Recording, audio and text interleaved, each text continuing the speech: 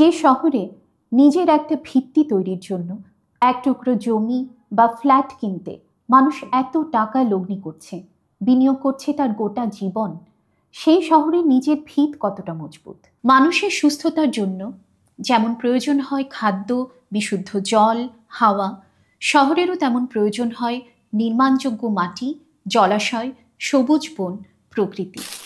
কিন্তু 2025 সালে দাঁড়িয়ে এই শহরের দিকে তাকিয়ে কি মনে হয়? আমরা মানুষরা শুধু স্বার্থপরভাবে নিজের কথাই ভেবে গেছি। যে শহর আমাদের জীবনযাপনের আশ্রয় দেয়, সেই শহর নিয়ে ভাবছি কি? অন্য দিক থেকে এই শহর কি আমাদের মানুষ থাকতে দিচ্ছে? শহর মেরে ফেললে আমরা নিজে বাঁচব তো? আমি নবনীতা ইসলাম, ঢাকা থেকে বলছি।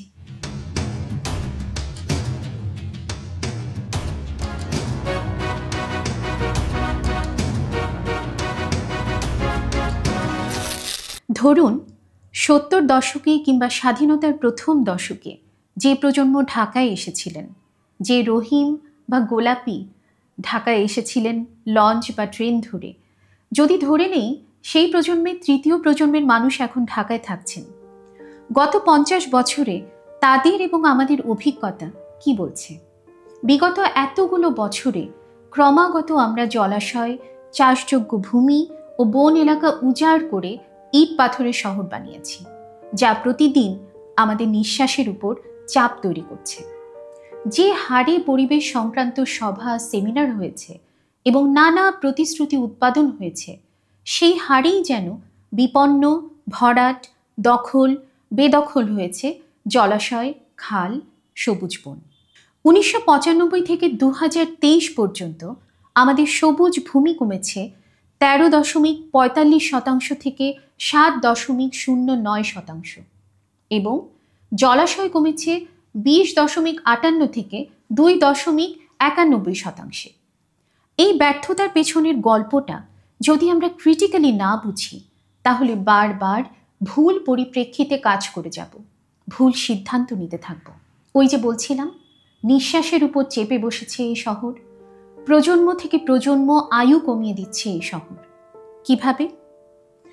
2017 থেকে 2025 এই সময়কালে বসবাসযোগ্যতার নিরিখে, বায়ু দূষণের নিরিখে ঢাকা শহরের অবস্থান ক্রমাগত নিচের দিকে নেমেছে।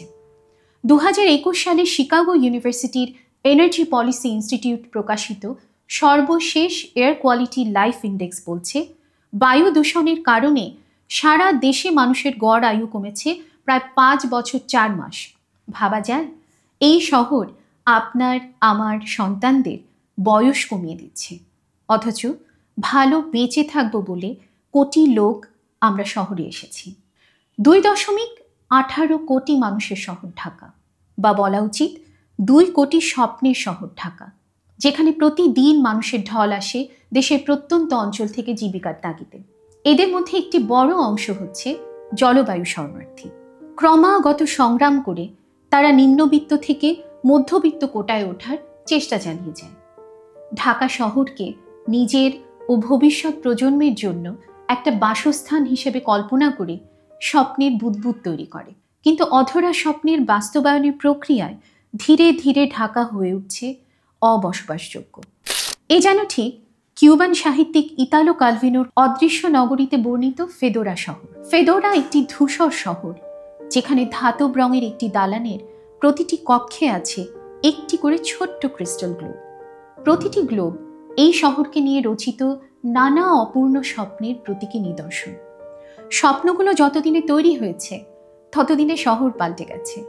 তাই ওই ধূসর দালান বিভিন্ন সময়ে বিভিন্ন মানুষের অবাস্তবায়িত স্বপ্নের একটি মিউজিয়াম মাত্র। আর এদিকে ফেদোরা পরিণত হয়েছে এমন একটি ধূসর শহরে যা সেই স্বপ্নগুলো থেকে অনেক দূরবর্তী। একজন ঢাকাবাসী মধ্যবিত্তের জন্য কি সেই ক্রিস্টাল গ্লোবের অপূর্ণ স্বপ্ন? অবশ্যই তার এবং তার ভবিষ্যৎ প্রজন্মের অর্থনৈতিক নিরাপত্তা। ঢাকা শহরে মধ্যবিত্ত ও উচ্চ মধ্যবিত্তদের ভবিষ্যৎ অর্থনৈতিক নিরাপত্তার জন্য রিয়েল এস্টেট অনেক লাভজনক বিনিয়োগ মনে করা হয়। কিন্তু এই রিয়েল এস্টেট ব্যবসা আবার একটা সীমিত সংখ্যক মানুষের নিয়ন্ত্রণে। প্রশ্ন আছে, এটা কতটা বাস্তবসম্মত প্রতিযোগিতামূলক। ধারণা করা হয় টোকিও বা লন্ডনের চেয়েও ঢাকায় ফ্ল্যাটের দাম বা জমির দাম বেশি। কেন? পরিসংখ্যান ব্যুরোর তথ্য বলছে 2024 সালে রিয়েল এস্টেট মার্কেটের বাজার মূল্য ছিল 2,68,000 কোটি টাকা। ধারণা করা হয় 2028 সালের মধ্যে যা 7.18% হারে বেড়ে দাঁড়াবে 3,53,000 কোটি টাকায়। এমন স্বপ্ন ও লোভ তাড়িত শহরে জলাশয়, কৃষি বান্ধব জমি ও প্রকৃতি বাঁচানো এক আকাশ কুসুম কল্পনা। চলুন এ শহরের একজন জনৈক চাকুরিজীবী মধ্যবিত্ত মানুষের জীবনে গল্প শুনি।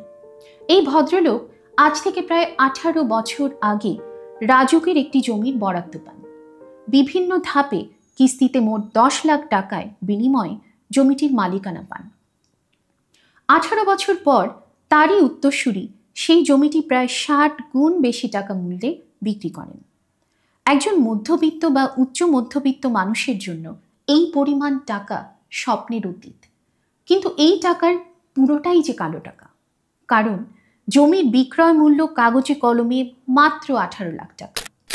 সেই উত্তরসূরির কাছে সেই বিশাল বিক্রয় মূল্য একটি বোঝা হয়ে দাঁড়ানো।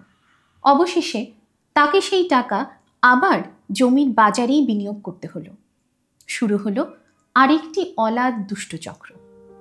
এরকম অসংখ্য চক্রের ফাঁদে পড়ে আমরা হারাচ্ছি ঢাকার মূল্যবান জলাশয়, ঢাকার আশেপাশে কৃষিযোগ্য ভূমি, প্লাবন ভূমি।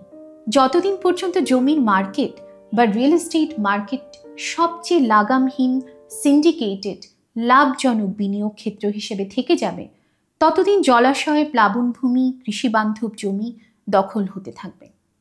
তাহলে কি দাঁড়ালো? গত 15 বছর বলি কিংবা গত 50 বছর, এই নগরের উন্নয়ন নীতি ক্রমাগত ঢাকাকে বিপন্ন করেছে আমাদের বাঁচাকে। অথচ আমরা না আরেকটু ভালো বাঁচবো বলে এই শহরে এসেছিলাম। এখন দেখি এটি বিশ্বের সবচেয়ে দূষিত শহরের একটি।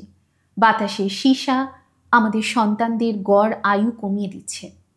জলাশয়, খাল দখল হয়ে যাচ্ছে। যেই জমিতে ভিত করতে চেয়েছি, সেই জমি ভিত হয়ে পড়েছে নড়বড়ে, জীবন বিরোধী। ভূমিকম্প, অগ্নিকাণ্ডে একদিন ধূলির সাথে ভয় তাড়া করে আমাদের।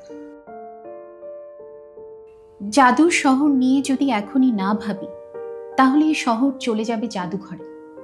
তাই জাদুর শহর না হোক ঢাকা, হোক জীবনের শহর।